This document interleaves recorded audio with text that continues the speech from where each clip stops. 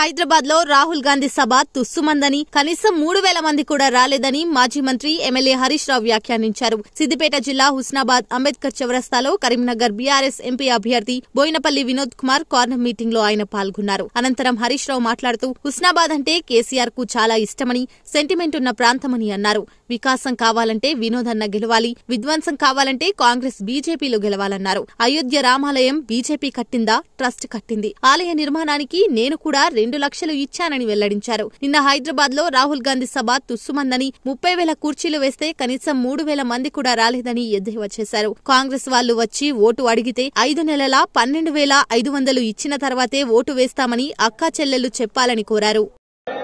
Kalyana Lakshmi check bounce అయింది, తులం బంగారం తుస్సుమన్నది. నిన్న కళ్యాణ లక్ష్మి చెక్ కూడా బౌన్స్ అయింది, తులం బంగారం తుస్సుమన్నది. నిన్న రాహుల్ గాంధీ మీటింగ్ తుస్సుమన్నది కాదే, జనం మేము రాము అంటున్నారు. నేను హైదరాబాద్ రాహుల్ గాంధీ మీటింగ్ పెడితే 30,000 కుర్చీలు వేసారు. 30,000 కుర్చీలు వేసి కూలర్లు పెట్టి ఫ్యాన్లు పెట్టారు. 3,000 మంది రాని. రేవంత్ రెడ్డి రోడ్డు మీద పోయి బతిలాడు, లోపల రాని ఈయన పోయి బతిలాట కూడా వస్తలేడు. ఈయనేమో ఎండ కొడుతుంది, ఈడ 40 డిగ్రీలు ఎండ కొడుతున్నా టెంట్ లేదు, ఫ్యాన్ లేదు. ఈడనేమో మీరు సెంటర్లు కాకుండా మీరంతా నిలబడ్డారు. నిన్న సాయంత్రం కూడా 6 గంటలకు సరూర్ నగర్ లో ఎల్బీ నగర్ స్టేడియంలో కూలర్లు పెట్టి ఫ్యాన్ వేసి కుర్చీలు పెడితే రాహుల్ గాంధీ మీటింగ్ కు 30,000 కుర్చీలు పెడితే 3,000 మంది రాలి.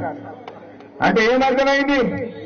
రేవంత్ రెడ్డి నిలిపుట్టు పోయి రోడ్డు మీద దండం పెట్టిన లోపల రాండి అని బతిలాడుకున్నాడు. రాహుల్ గాంధీ మీద ఇద్దరు అని బతిలాడుకున్నాడు.